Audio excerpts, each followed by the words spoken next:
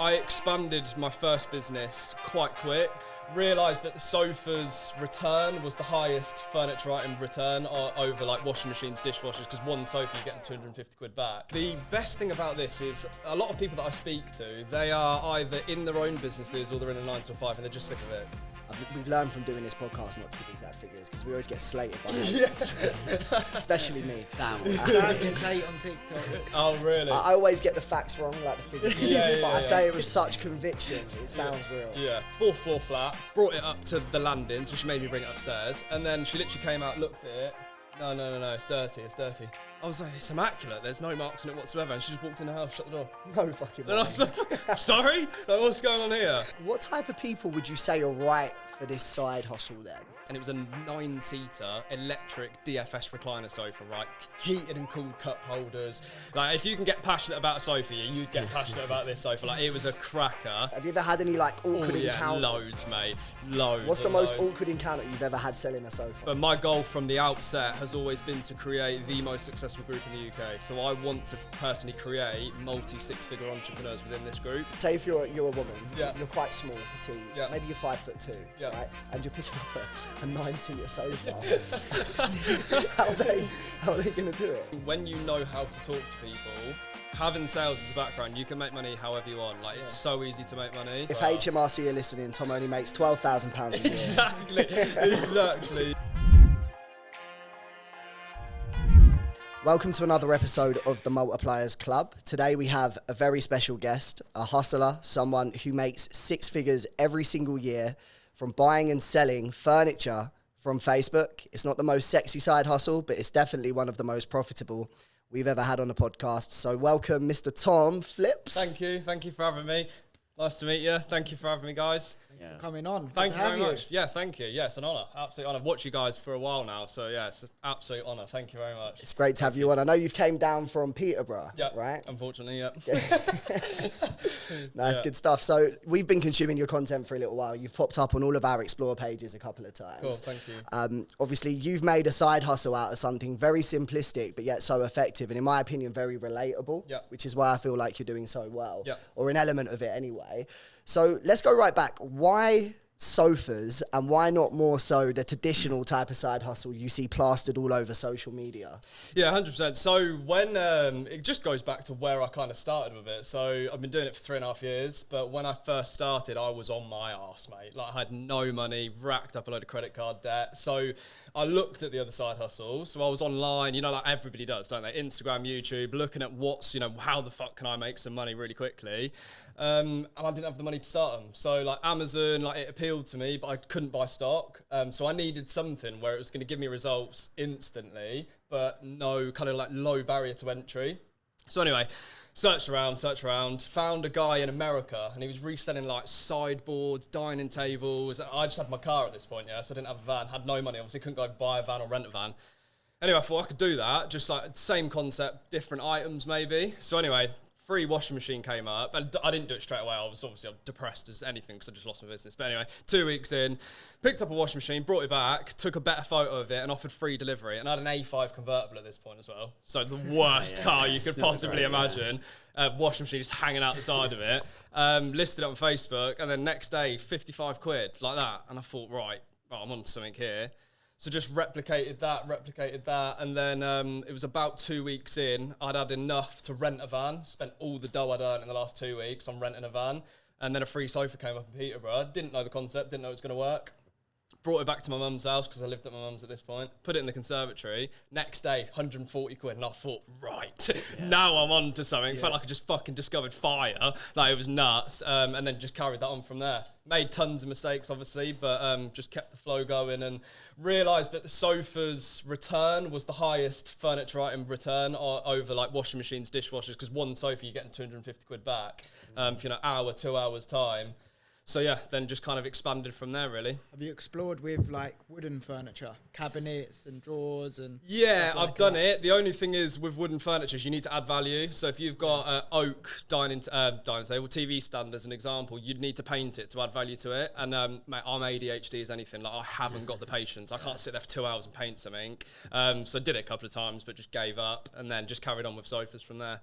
Nice. So after you made your first flip, you made, say, 150 from 140 the flip, first 140 flip. you got Yeah. for free. And then from there, what was the next step? Did you think you're going to go all in on the sofas, or were you still messing around with the washing machines and stuff a bit as well? Yeah, still doing like the odd washing machine and under-counter fridges and things like that. But at this point, I rented a long wheelbase Sprinter, so I could basically get anything and store multiple items in the van as well. So yeah, carried on doing a lot of it, but quickly realised that if I do 4 or 5 sofas a week, I'm going to be at the £1,000 a week mark, which is exactly what happened. And then I just expand from there. But the problem is, and I can't stress this enough, like you have to get the right items. So when I started, I just went ham on collections, collected anything and everything, and I filled a 40-foot container full of stock that I couldn't shift. So it ended up costing me money rather than making me money. What did you end up having to do with all that?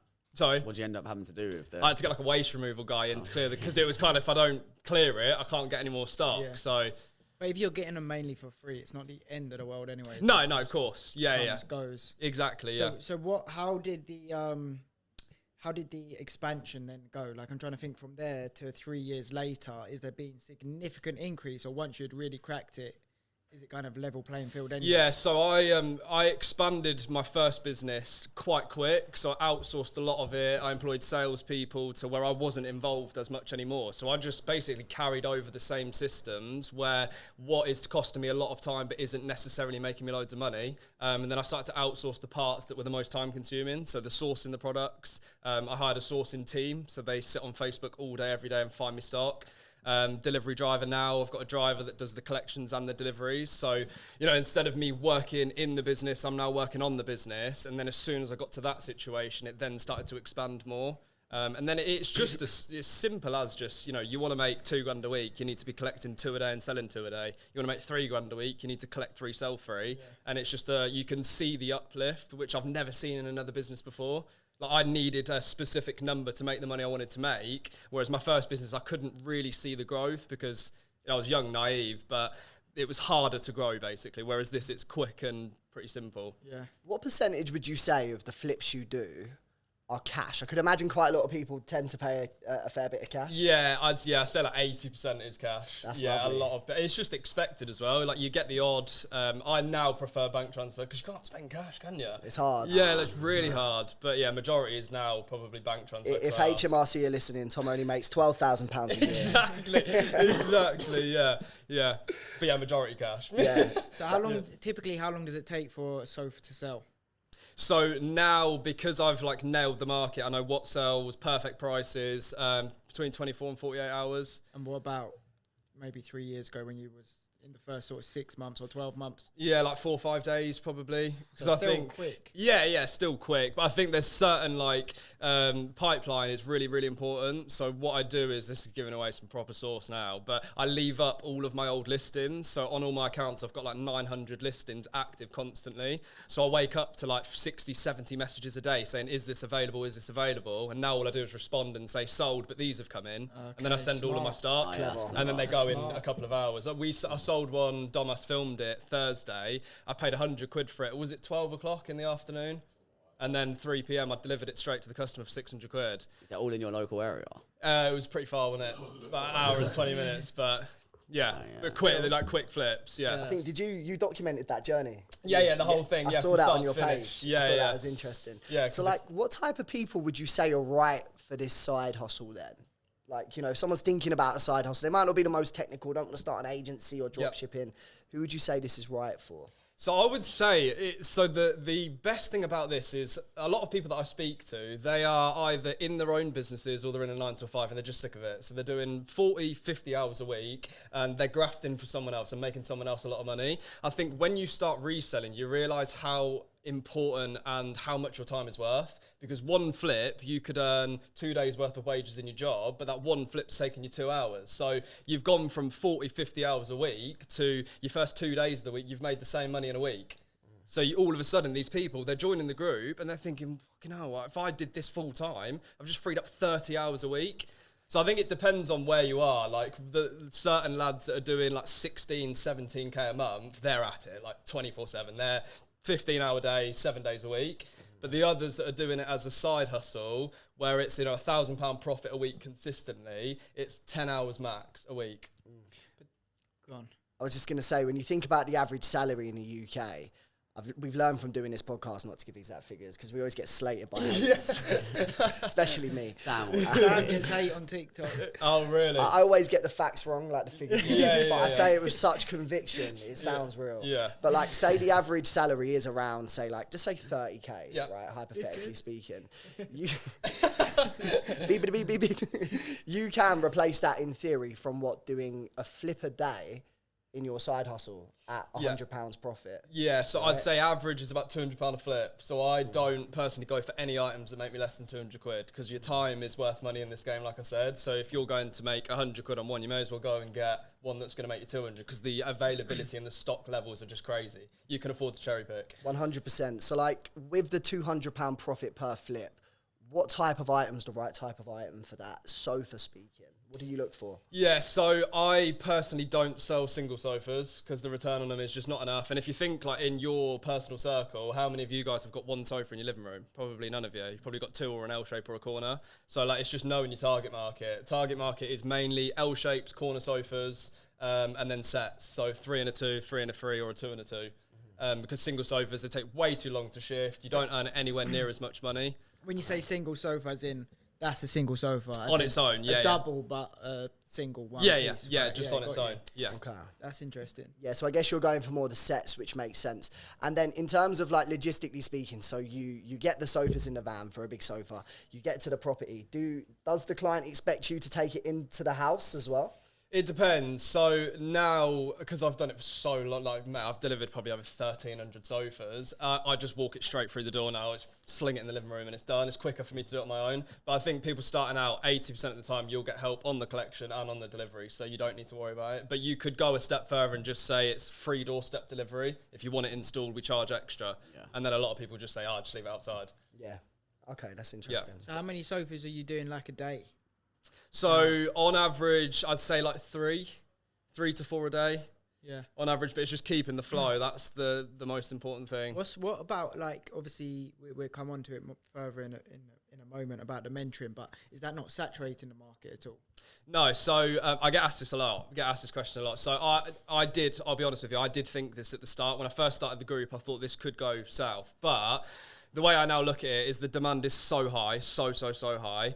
But also, if you look at DFS as an example, last year DFS did 3.5 billion turnover, and think about how many new sofa manufacturers there are in the UK. You just need a percentage of that market. The used market now is just on the up. It's massive. And realistically, there's 20 resellers in Peterborough where I live now, and it's never made a difference to stock levels because we physically can't collect them all because there's so many available. So as long as DFS, Furniture Village, and SCS are in business, we're always going to be in business. It's a good point. I think especially because people are struggling for money, we're in a cost of living crisis. Yeah. I could imagine, am I right in saying this type of business would do better in tougher times because they're getting sofas for like half the price they were brand new? Yeah, it's recession proof, 100% recession proof. But the one thing I would say now is people are getting more inclined to get used items. Like, it sounds like a stupid example, but look at Love Island. Their biggest sponsor is eBay. eBay sells used clothes, used items. I think people are just getting smarter in the fact that why on earth am I paying $3,000 for a brand new sofa when I can get an X display one from Tomm for 300 quid? Do you know what I mean? 10% of the retail price. So I think it's just being smart with your money, isn't it? So you find all the sofas from basic marketplace, or is there other? So this is like the steps and the levels of where you get to in the business. So to begin with, the majority of your flow will be just Facebook and Gumtree. But there's like methods where you're proactive in finding stock through other places, other routes. So new sofa manufacturers, a lot of them offer the service of taking their customers' old ones away. So if you get a couple of them on your books, you could just go and cherry pick on whatever items you want. And there's quite a few other ways of getting stock as well. So people go on the marketplace, right? So when they first start, go on marketplace, go on Gumtree. Yeah. And then looking for the specific sofas you've just kind of mentioned, right? And then what are you doing? Like, are people advertising for free or cheap, or like what's it usually look like? Yeah, so I would say it's definitely changed. So I think due to the cost of living crisis, people in COVID, everybody had a surplus of cash, didn't they? No one was going out. Everybody was just giving everything away for free. So then I was getting 100% of my stock for free.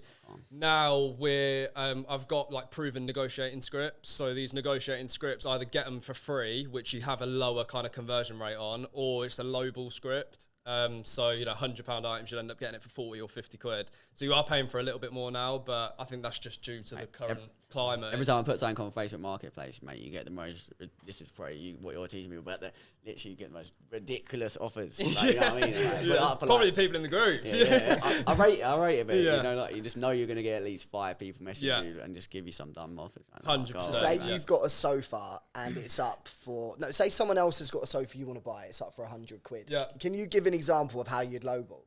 Yeah, so the lowball script is it's nice, and some people say it in like a different way, but mine is just pretty simple. It's hi, if you don't manage to sell this sofa in the time frame needed, I can pretty much come and collect it any day for this price, and then whatever you're lowballing them at, thank you, just keep me in mind. And then sometimes you get a response. It's just volume. It's a numbers game. It's like knocking doors. I used to knock doors. You knock 20 doors, you're going to get 1 yes at least. It's the same. You send 20 messages, you're going to get at least 5 yeses. So 100%. It's just a numbers game. Would you advise people to follow up from that initial message as well, or just whack out loads of first time messages? Yeah, so I would always say, is this available first? Because if you're straight in with, oh, by the way, let's buy it for this price, it can just put them off straight away. It's like straight on the back foot, isn't it? Whereas if you say, is this available? They say yes, then send the script. That's what I always do. Sounds good. And I do wonder, because it sounds like a really good business model to earn some money, but how would you balance earning money if you want to, say, go away for a while, have a bit of fun, go on holiday? Because I know you like to travel, right? How can you balance that? Like, can you still make money if you're not here in this business? Yeah, definitely. So the most important thing with the biggest pain points that I always get asked is storage and transport. Because you think about getting a sofa, you think straight away, well, I've got a car, I can't collect it. So the majority of people in the group now, they use a man and a van because they haven't got their own transport. So they'll pay a man and a van to collect and to deliver, which is making it almost passive. You're just sourcing, selling. They're doing all of the heavy lifting, all of the driving. So an example, I went to Bali recently for 17 days and I've got a driver. So he basically just carried on the business whilst I wasn't here. But it's the same with, like, even early on in your journey, if you're using a man and a van straight away, you're not doing the driving or the delivering. So you could be in Spain, you could be in, you know, wherever you are, and he's still carrying it on because it's just the messages back and forth from you, and then he's doing all the driving. So that makes a lot of sense. And I guess like a step after that would be potentially getting like a VA to look after the messages. Is that something that you've got in place as well? So yeah, so I handle the messages personally still. It's not that time consuming. The sourcing is. So like my lads, as an example, they now we've got a sourcing bot. So previously it was manual sourcing through Facebook and Gumtree, but now we've got a bot that essentially scrapes Facebook 24 hours a day and then sends the lads the sofas instead. But they do all of the negotiating, the arranging of the collection, and then I just deal with the sales now. Who, the bot or the guys? Yeah, so the bot essentially will find, as an example, where we are now, you set a radius, you set your keywords, so as soon as, say, an L-shaped sofa is listed here within your radius, it pings it to you rather than you having to look. And do your members get access to that bot? Is that just you specifically? Yeah, all members have got it, yeah. Oh, really? Yeah. That's cool. Yeah. And so what about in terms of work needed, i.e. cleaning the sofa, patching something up, fixing a leg? Do you have to do that, or do you just strictly buy sofas in perfect condition? Yeah, sometimes. So like if you've got, you can see the value in an item. Like I had a recliner and it looked like, boys, it looked like someone had shat all over it. It was disgusting. And so I paid an upholstery cleaner to clean it because the return was high enough. But because of the amount of items that are daily available, you can afford to cherry pick. So you just don't go for the dog chewed ones, or certain repairs can't be repaired.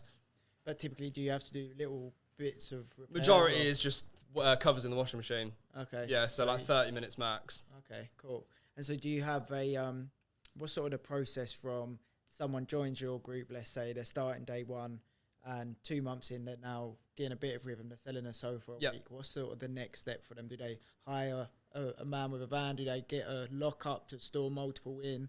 Do you need a good setup to take high-quality photos? Like, what's the actual progression? Yeah, so the results are quick, like really, really quick. So one thing that I mentioned to you guys earlier is pipeline. And when members join the group, they get access to about 20 of my sofa photos. So without them having stock, straight away it looks like they've got 20 items. So the next day, they're waking up to 30, 40 messages. So results are like instant. You know, one lad, he did $2,500 in his first 10 days. So it's quick sales. But I would say it depends on your personal situation. So me, I couldn't afford to get storage. I used my mum's garden and I wrapped the items in a tarpaulin sheet. I just utilised as many free spaces as I could to get the momentum going. And then when I'd got that going, I then moved into a unit. But you can get a container for like 120 quid a month, 150 quid a month. And then you can stage it in the container, or you could just picture it outside the container. That'd be like a self-storage place? Or yeah, self-storage are quite expensive. I'd try and go for like an individual person, because self-storage, their audience are people that have just moved house. So it's 6 to 8 week contracts, so they just charge through the roof. That's interesting. I guess the way your mentee should think about if they want to get a unit or not, it's just a matter of one sale. Yeah. And then they've got the unit covered. Exactly, right? yeah, 100%. And then I could imagine as you scale, you're going to probably have to get bigger space, bigger units. Yeah, and then you just expand as you move on as a business, because it makes it more convenient if you have got more space, because you can clean, picture and store in the same area. But, you know, I ran it out of containers for 2 years. I had 1 40 foot, then I had 2, then I had 3. I ended up having 4 in the end on this one bit. I'd picture them outside the containers, and yeah, did that for like 2.5 years. That's crazy. So what's the scalability options for yourself? As in, do you think you could take this to different areas without you being there? Could you take this nationwide for your own business? Yeah, so you could take it nationwide. The only problem with so new sofas, you can charge through the roof for delivery. They've just paid 2.5 grand. They're going to pay 150 quid for delivery. Whereas us, it's a little bit less, because if you're selling a sofa for 300 and then you charge them 150 for delivery, you don't need it. You don't need it, because the demand is so high in your area anyway. Really? But the next step for myself and the lads in the group is I've been almost beta testing new sofas. So I've got a supplier for them, and the margins are similar to the used stock. But that's as simple as you buy 10, and I sold all 10 in the first 7 days. So that's the next step, I think. Really? The next growth step, yeah. Yeah, that's solid. So I could imagine, have you ever had experiences where you've gone to deliver a sofa and then someone's tried to fleece you or say, no, I don't want to pay for it? Have you ever had any like awkward encounters? Loads, mate. Loads. What's the most awkward encounter you've ever had selling a sofa? So this is the problem, it's always the good condition ones. So I drove, I'm from Peterborough, a place called Boston. It's about an hour from me, right? Turned up, this was immaculate. The sofa was immaculate. Anyway, 4th floor flat, brought it up to the landing, so she made me bring it upstairs. And then she literally came out, looked at it. No, it's dirty. I was like, it's immaculate. There's no marks on it whatsoever. And she just walked in the house, shut the door. No fucking way. And I was like, sorry? Like, what's going on here? Did you try and give her a knock and be like, yeah, knocked again. But yeah, just some strange encounters, mate. We've had, I had a delivery once, couldn't get it in. This was like early on, couldn't get it in his house. And anyway, he had a balcony, and he was the 1st floor flat, right? And he had a balcony. I thought, do you reckon we can get it up the balcony? He was like, yeah, we'll just give it a go. So I'm at the bottom, he's at the bottom with me. We pushed it up the brickwork, so it's like the feet are almost on his balcony. Anyway, he stood there, and I said, 1 sec, I'll run upstairs. So he stood there with a sofa basically on his head. I ran to the top of his balcony and then started like dragging it over the balcony. So no idea how he's going to get that out, but we got it in. Nice. He ended up paying as well? Yeah, he paid, yeah. Lovely. Should have paid extra, shouldn't he? Yeah. What's the most profit you've made off one transaction then, one sale? Yeah, so this was an absolute corker. So I had a grey 3-seater and an armchair, and it wasn't shifting. I had it up for like 150 quid. It wasn't shifting. So I had a message come through, and the lady said, like, do you do swaps? And I don't normally do swaps, but I said, well, what have you got? May as well have a look. And it was a 9-seater electric DFS recliner sofa, right? Heated and cooled cup holders. Like, if you can get passionate about a sofa, you get passionate about this sofa. Like, it was a cracker. So I said, yes, sweet, no worries, I'll swap it. Drove to the house, it was like 10 miles away, swapped it over, and then I listed that for 1,200 quid, and I ended up selling it like 3 days later for 1,200 quid. So costs were probably like 80. Nice. So just over 1,100 profit. In one hit. One hit, yeah. That's crazy. Yeah. That is crazy. What about like, what's your craziest week or month or something in terms of numbers? Yeah, so I say around the 4 grand mark, but like consistently, because like you could have in a week. In a week. Yeah. So like you could have a week where you do 4K and then all of a sudden you've got no stock left. So I'm always stock in, stock out. So if I'm selling 3, I make sure 3's coming back in just to keep the consistent flow. So that was like consistent that week. And then the week after I was doing the similar again. So I think I did 3,820 the week after that as well. So it's just all about the like consistency and the flow. That's some nice numbers. They're good numbers for sure. Yeah. How does it look when you're trying to build your marketplace presence? I don't know too much about it. Is it like Facebook and Instagram? You have to build like reviews and UGC, etc., or do you just slap sofas on, people buy them? Yeah, as simple as that. Yeah, I think the more the more stock you've got, which is why I do that for members as well. So they list my sofa straight away, so they almost look slightly established. But I think it's a bit different to an Instagram page and a Facebook page. Instagram page, Facebook page, you have to build interactions and followers and likes and things like that.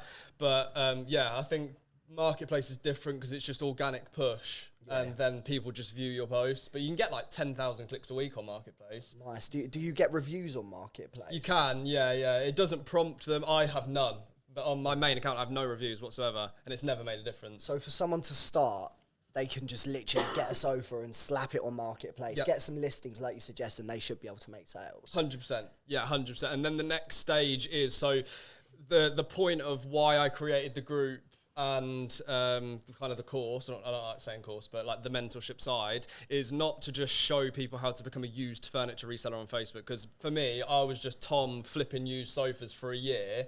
But then when I then turned it into a brand, it then straight away became a more sustainable business. So you go from being, Tomm on Facebook selling sofas to you're a recognized brand in your area. So you're opening up new routes of sales, new routes of getting stock. And that's where you'll see the huge growth. So you build an Instagram page, a Facebook page, and then you're a recognized brand doing a niche in your area. And you're probably the only one because you know how to market as opposed to secondhand shops.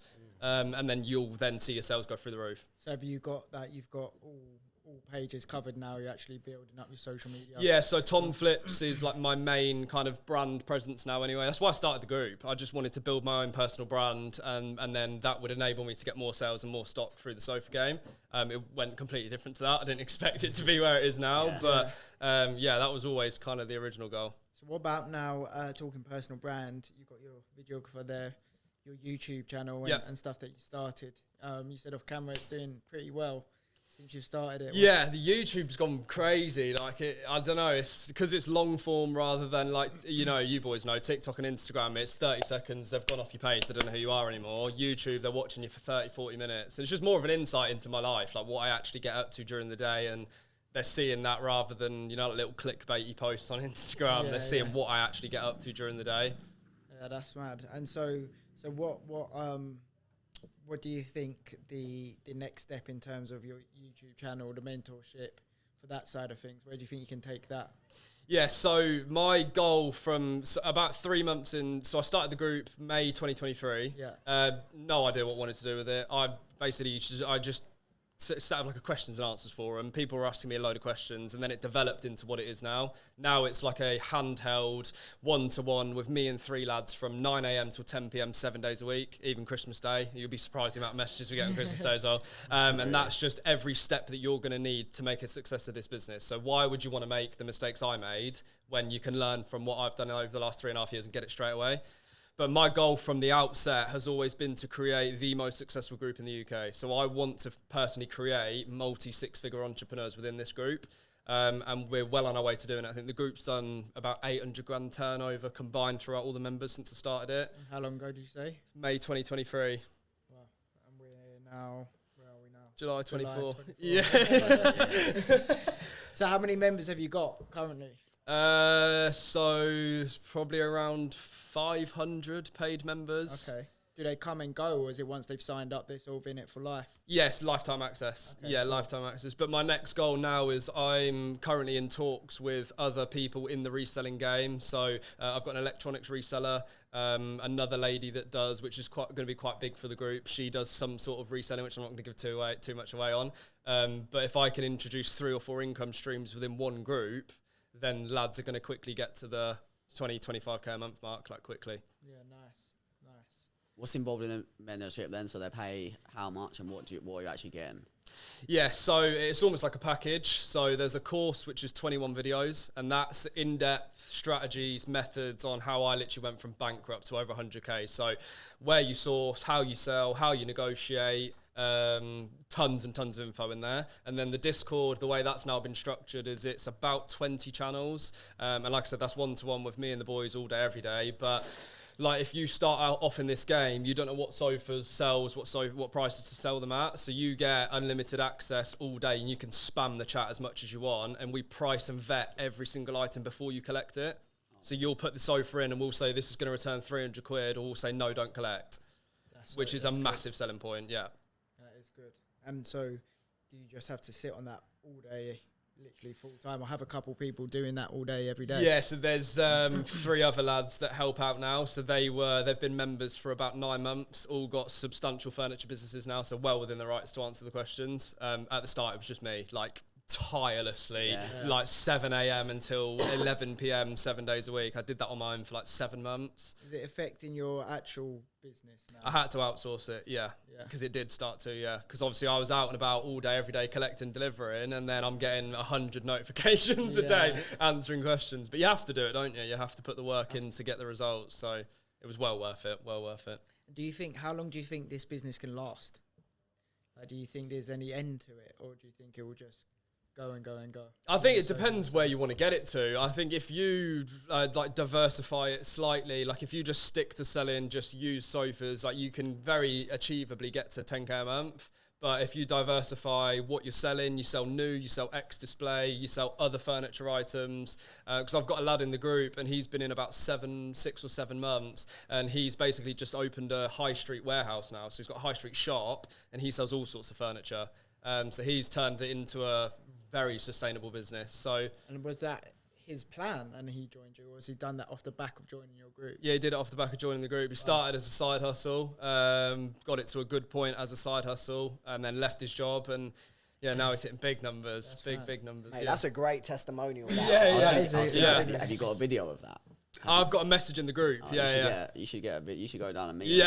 He put it in recently. Actually, I'll show you the pictures if you want me to show you the pictures, because it's like a DFS warehouse. It is absolutely crazy. That's a sick story though. Bro, that would make an unreal UGC ad. If you show like, I don't know if you can find out, and it says like when he joined the group, for example. Yeah. And you show like, and now like I don't know what. And now the expansion. So that's his unit. Oh, wow, that's massive. He's got everything in it. Yeah, chest of drawers, wardrobes. I picked up furniture once. Mad. Wow, look, that's massive. Look. He joined. Oh wow. I wonder how much do you think you pay for a unit that size? Because that's a big unit, right? It is, yeah. So it depends on where you're based. Like you boys here, you're going to be paying £1 million a month. You'd be paying a fortune. Peterborough is really expensive as well. Like a 1,300 square foot unit, you're looking at like £2,000 a month. So high street, probably more. 4k a month, I'd say. Yes. Plus business rates.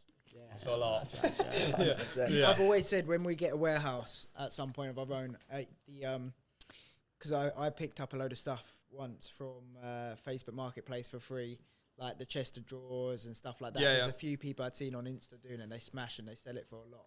So I thought, all right, let's do it. But we did it wrong time of year. I was actually going to do it with my bird on the weekend. But it was winter. And so it ended up just sitting in the back room, and we fucking like sanded for one day, and then we gave up and just skipped it.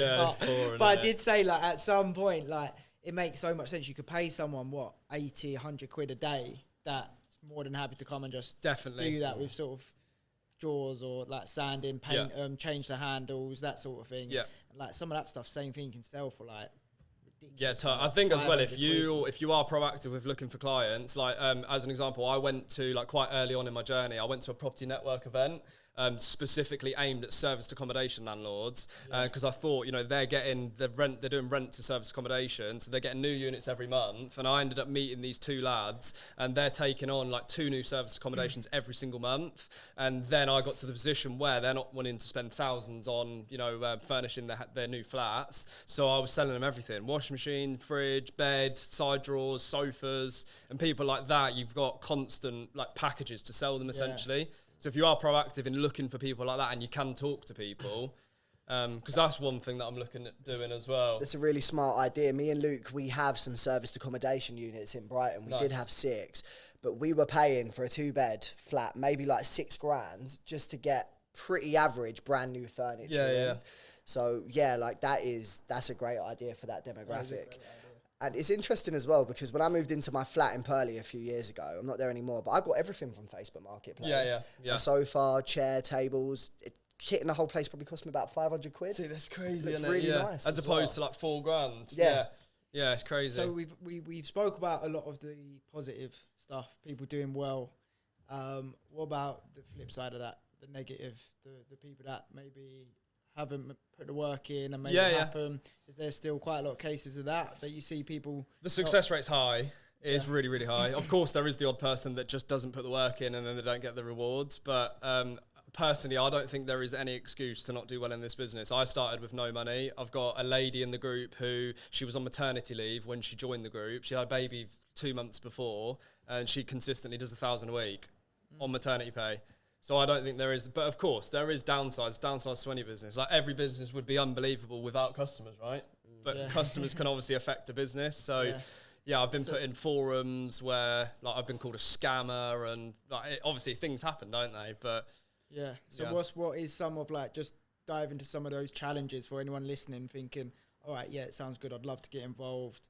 Not to necessarily that it's going to put them off, but just for them to be aware of what challenges do they need to understand.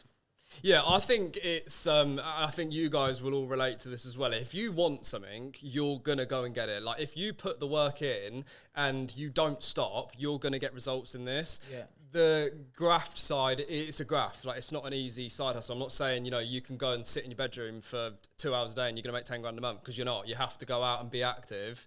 But I think the hardest thing to overcome is maybe that transition from you're working a 9 till 5 and then after the 9 till 5 you're then still putting 2 or 3 hours in, because I've done it and it's hard. Like it's hard obviously working alongside your job. But I think if you just persist and you are consistent with it, there's not a lot that can go wrong. You sell 2 a week, you're making 500 quid a week. You sell 1 a week, you're making £1,000 a month. So it's, it depends on what work you put in. Yeah, you get what you put in. Right?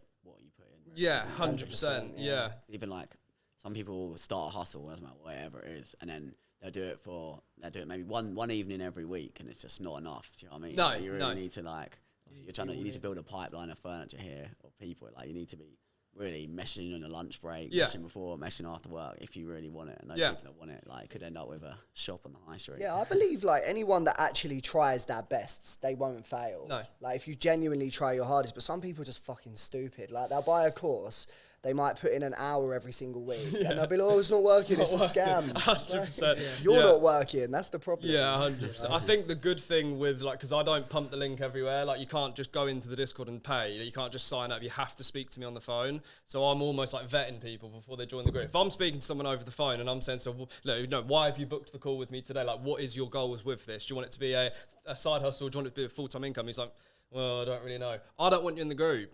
Because you're not going to do well, are you? Like, he's not interested, so why the fuck are you wasting my time? Yeah. It could potentially cause backlash as well. If someone, you just know they're not going to put in the work, you don't want to get the risk of them potentially leaving a bad review. Exactly, yeah. We've had it a couple of times in our business in the early stages. Like, we would try and set up a mentorship for marketing with people, but then they just wouldn't ever do anything with it.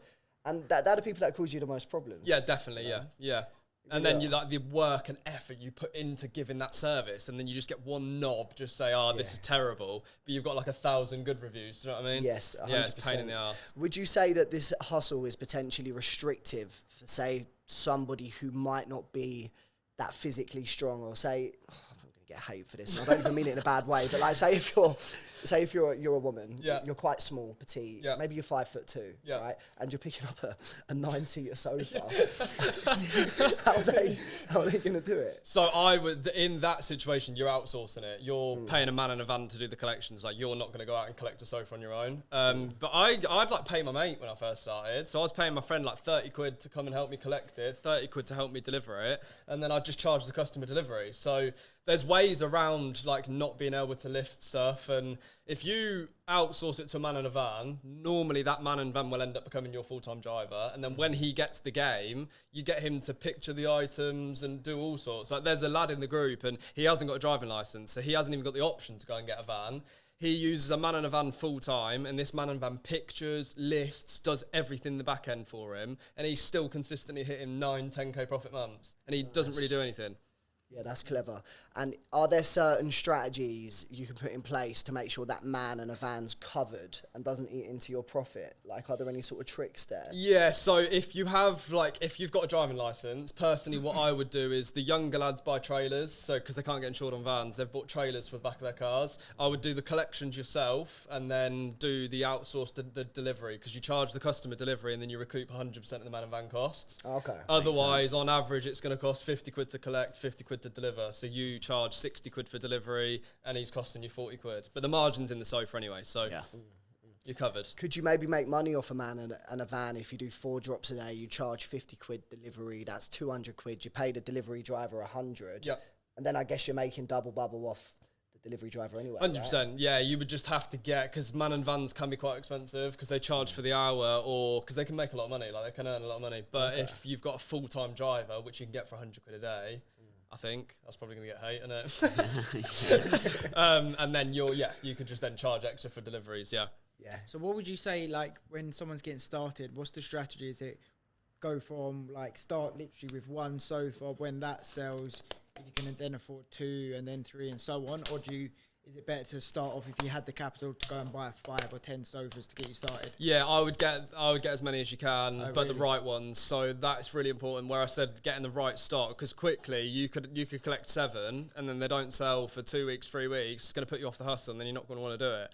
Whereas if you get straight away, you go ham and get loads of sets, then you can keep the consistent flow going. Because if you've got 7 in stock, 2 go out the next day, but then you collect another 2, then I would just go for as many as you possibly can.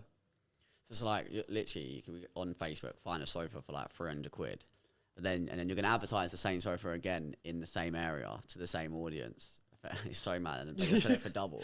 But, but is that just because like the listings are much more better branded, etc.? Like, what allows you to sell it for more? Because you have to get it for a really, really, really, really good deal in the first place. Yeah, that's how it is. Otherwise, you ain't got a chance. There's a few selling points. So if you scroll through Facebook, you'll see like poor lighting, like in a living room. If they haven't got spotlights and they've just got one light in the middle of the room, the sofa looks terrible. There's marks on the arm. It just doesn't look presentable, and the end user has to collect. So our audience, I always say this, the majority of the people that buy sofas from us are new homeowners, first-time buyers, just spent 20 grand of their life savings on buying a new house. And I would say the process from that, so, they're buying X display, they want convenience. So our biggest selling point is delivery, because they don't have to collect the sofa, clean it. They don't want to, sally down the road just selling a dog piss sofa. They want a X display, looks absolutely fantastic on the photos. They can almost imagine it in their living room. So it's just certain selling points, and delivery, that's the main thing. Yeah. Because it's convenience. Yeah, for sure. I think same day, next day. When you order brand new sofas as well, I waited for like 6 months to get my sofa or something ridiculous. Yes, it's crazy, yeah. Absolutely crazy. So the fact you can actually get it now, that's cool. And then, that's cool. I get that quite a lot. Sorry. No, you're right. How much is like a sofa like this worth? These 2 sofas, what would you value them at? They don't match, do they? So I wouldn't sell it as a set.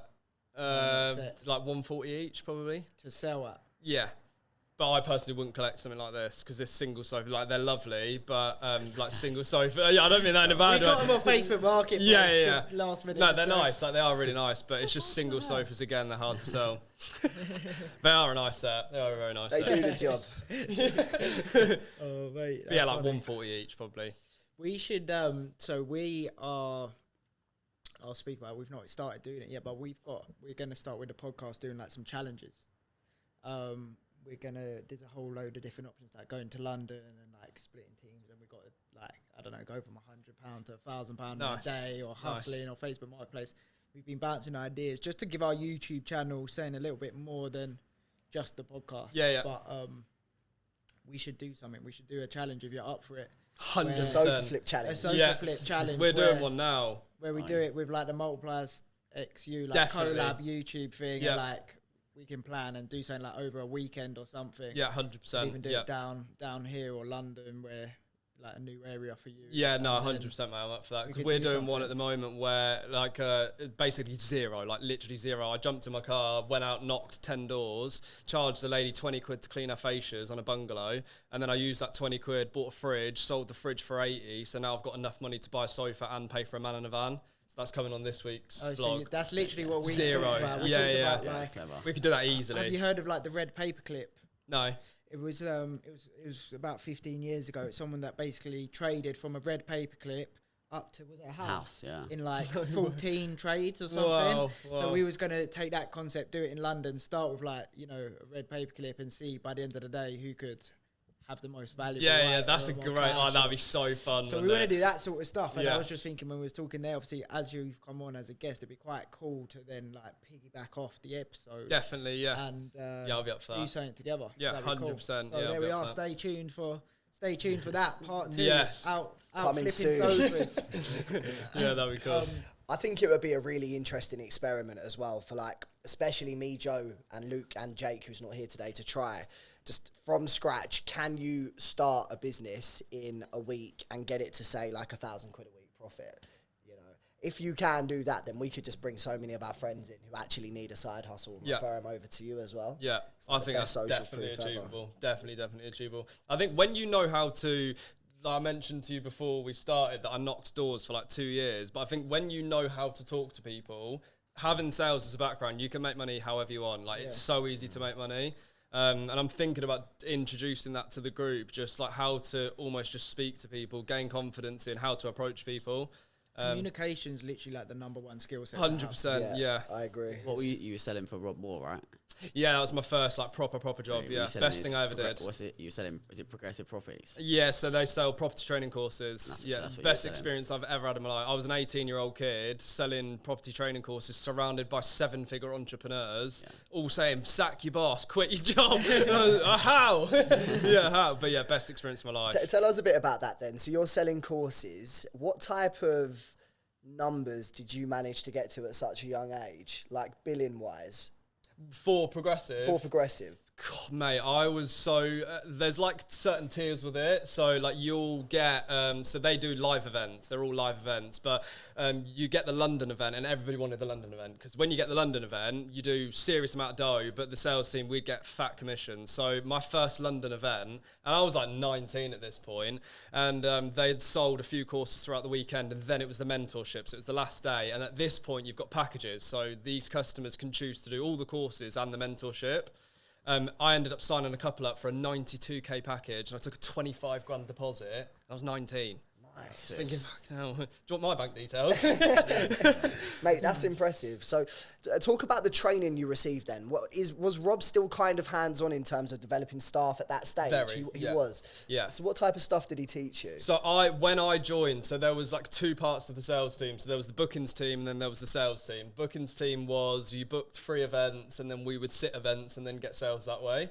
And there was only 4 bookings team people, and I was brand new to it. I was selling solar panels as an apprentice. I wasn't really doing anything because I was in the warehouse. And then all of a sudden, I'm in this Wolf of Wall Street environment. Walked into the office like testosterone driven, like all wearing like Hermes bags, all in Range Rovers, and I'm thinking, heck, I want a bit of that. Do you know what I mean? And then like we would get pulled. I remember we got pulled into a room with Rob, and it was sales training, and I basically had to stand up in front of the MD, the sales manager, and the sales team, and they were just throwing objections at you. So you had to overcome the objections, and that was hard, like proper hardcore. But yeah, it's what you need, isn't it? 100%. Yeah, and yeah, that was hard, but it was good, really good. So just for a little bit of quick fire content, I think this would be interesting. Yeah, right?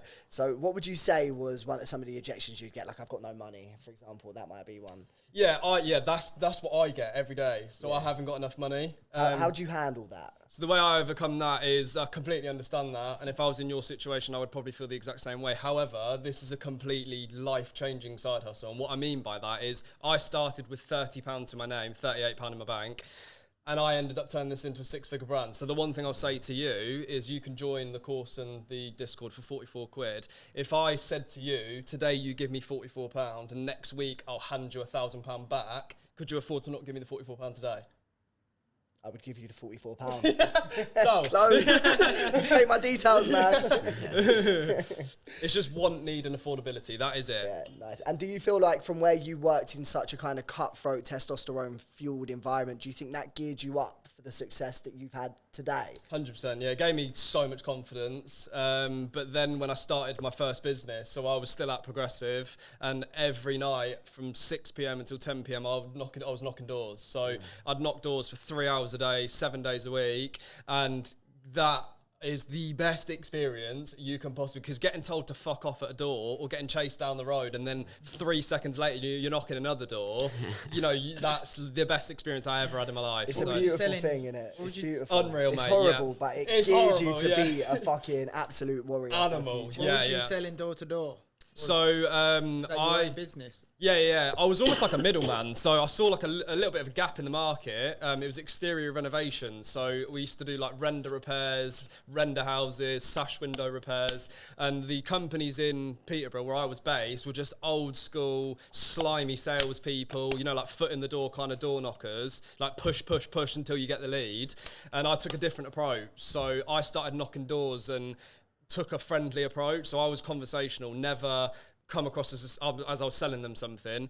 We've just done a job down the road. I don't know whether you noticed it, but all we're doing is just leaving the rest of the street with free quotes. The quote's fixed for the next 6 months. How does that sound? And then everyone was just like, yeah, cool. Like I was a friendly face, a young lad. Wiped the floor with them. Literally wiped the floor with them. Like I was undercutting their prices. I was hated by them in the end. But then that grew to a fair size. So I was basically the middleman. I was knocking the door, getting the deal, and then I outsourced it to a painter and decorator. He ended up then becoming my business partner, and then we expanded from there. But I just started off as like an appointment setter, basically. What happens to that in the end, that whole business? Sorry? Is that still running? Someone carried it on. Someone carried it on. But we got to the point where I moved more into commercial. And obviously, when COVID happened, all the pubs and restaurants got shut down. So, lost the business quite quick. But someone took it over and they carried it on. But not for me, So for the listeners, how can they find you on socials? So, Instagram, Tomm Flips, TOMM Flips. Same with TikTok, Tomm Flips 2. And Tomm Flips was taken. My first account got hacked. And then YouTube is just Tomm Flips again, TOMM Flips. Nice, and stay tuned for part 2 of our flipping challenge. Yeah, that's going to be fun. That will be sick. Yeah. Well, thank you so much for coming through. You're very welcome. Thank you for having me. I want to sell some sofas now. Let's go. Still got the whole day left. Let's go.